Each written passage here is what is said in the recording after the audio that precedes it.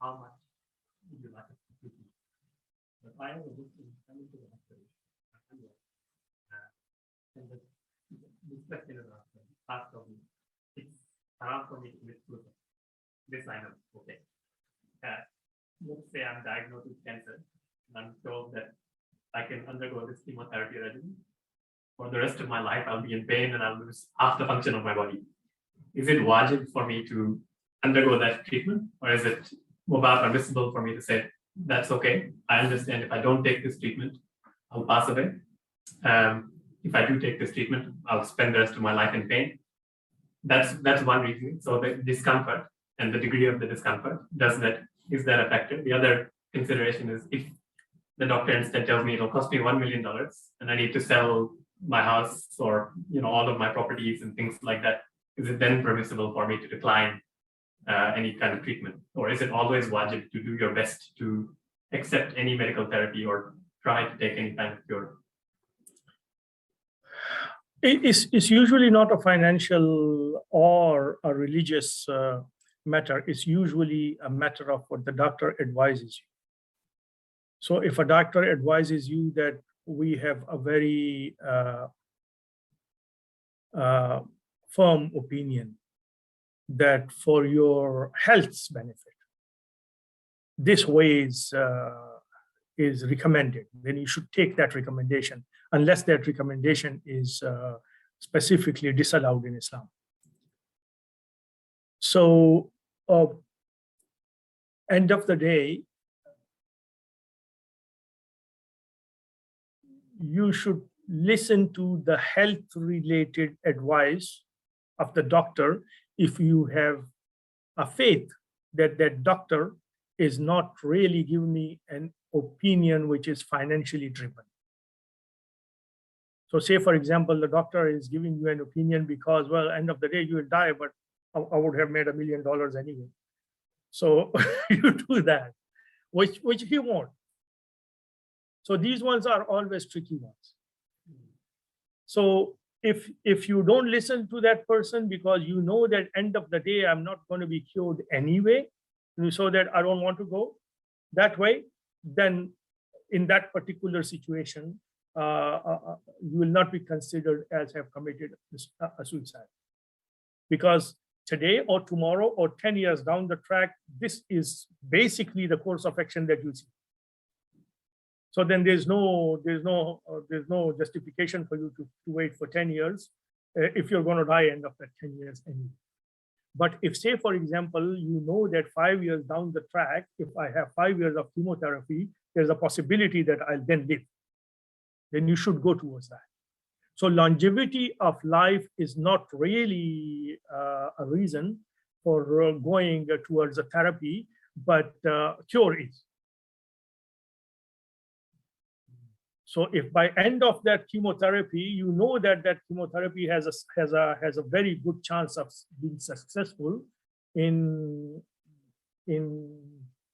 prolonging your life by curing the disease, then you should prolong your life because of ultimately curing the disease rather than for the sake of prolongment, because for the sake of prolongment is not really something that is essential, because going from this life is not really a bad thing, because life doesn't end anyway. This is just a phase of life, and then life continues. The difficulty is so often there is actually plenty of lines of treatment for cancer specifically, where the doctor might be able to tell you that there's two options. There is curative therapy, but it only has, let's say, a 30% chance of success. And it will cost you an amount of money, fine. So there's some haraj, there's some difficulty.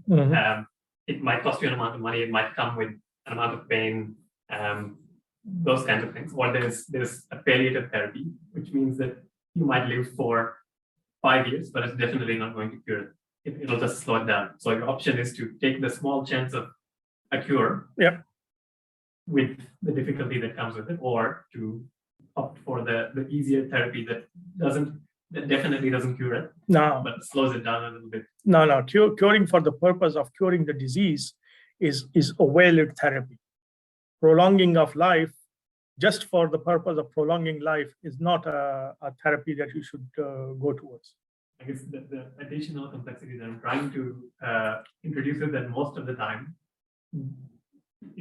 with the degree that our medicine is up to, they'll only be able to tell you that there's a likelihood that this may cure.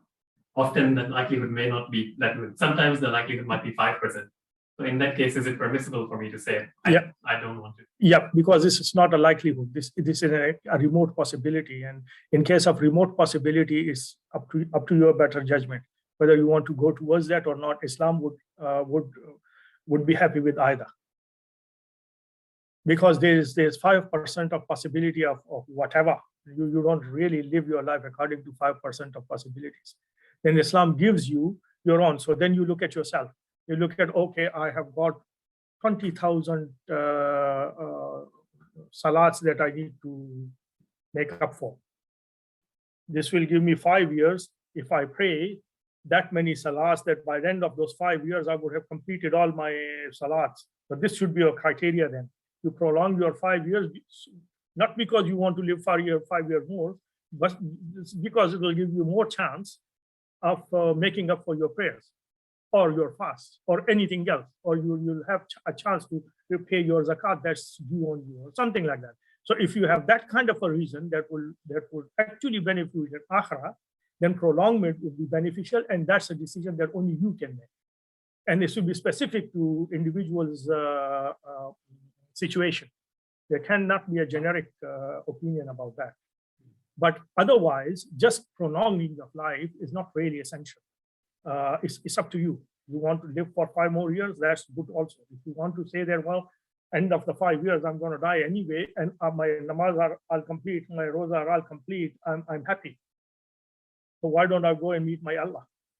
Your opinion, your decision. There are no black and white statements given for that, and there shouldn't be, because individuals are different and situations are different too. The same thing with like financially.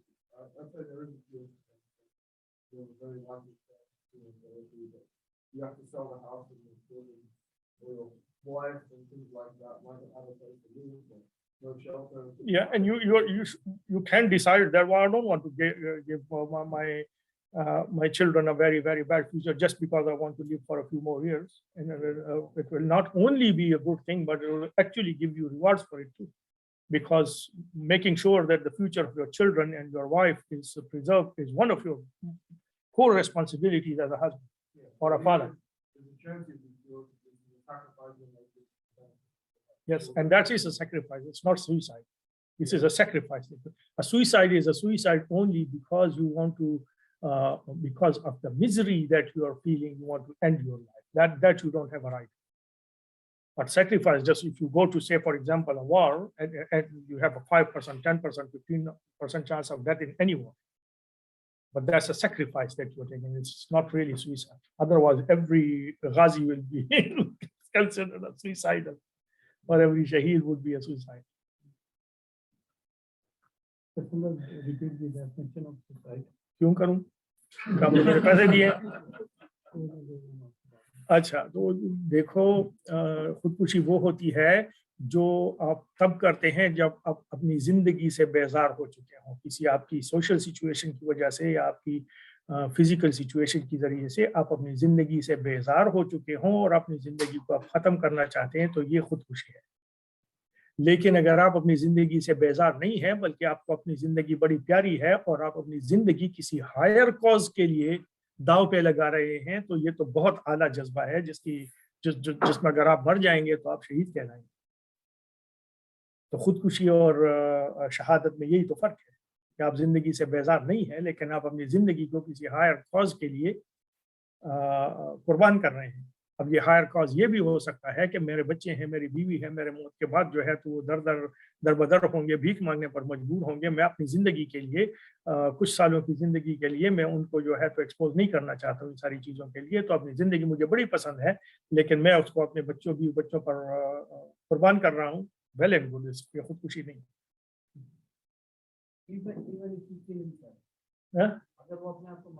नहीं, वो जैसे खुदकुशी तो नहीं करेगा ना, फिर भी खुदकुशी नहीं करेगा। ایسا نہیں ہے کہ آپ نے جو ہے تو وہ اپنا وہ دے لیا انشورنس پالیسی لے لی لائف انشورنس جس میں خودکشی پر بھی انعام ہے اور خودکشی کر لیں، ایسا نہیں ہے۔ لیکن وہ آپ کو وہ ظاہر ہے سچویشن ٹو سچویشن ڈفرنٹ ہوگا نا، پھر آپ نے جو ہے تو اس قسم کے ڈراسٹک اس سے پہلے کسی آپ کو سوچنا ہوگا نا کہ یہ جو ہے تو یہ اس کنڈیشن میں الاؤڈ ہے، یعنی اسی لیے اس پر جنرک سویپنگ اسٹیٹمنٹ نہیں دی جا سکتی، ہر سچویشن ڈفرنٹ ہوگی اور اس میں اوپینین بھی ڈفرنٹ۔ اگر anticipation ہو کہ فائر لگی ہو یا پانی میں کچھ ڈوبا ہو تو آپ سے بچانے کو بھی کر دیں، لیکن چانسز کم ہے کہ آپ بچا سکیں گے، آپ کو سوئمنگ نہیں آتی، یہ جو خوبی ہوگی یا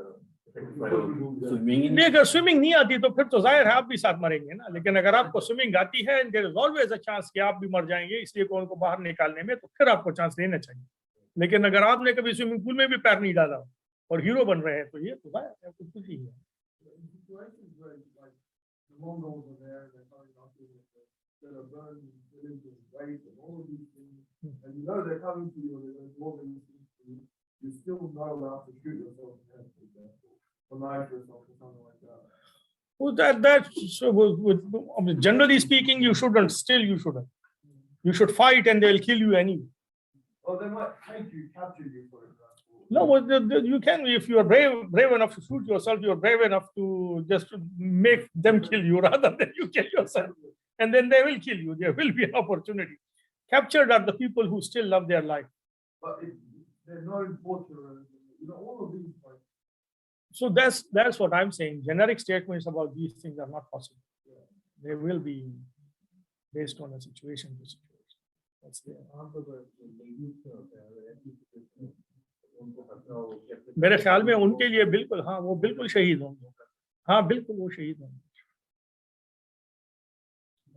دعا کرتے ہیں اللهم اغفر لحينا وميتنا وشاهدنا وغائبنا وصغيرنا وكبيرنا وذكرنا وانثانا، اللهم من احييته منا فاحيا الى الاسلام ومن توفيته منا فتوفه الى الايمان، وصلى الله على النبي الامي، امين۔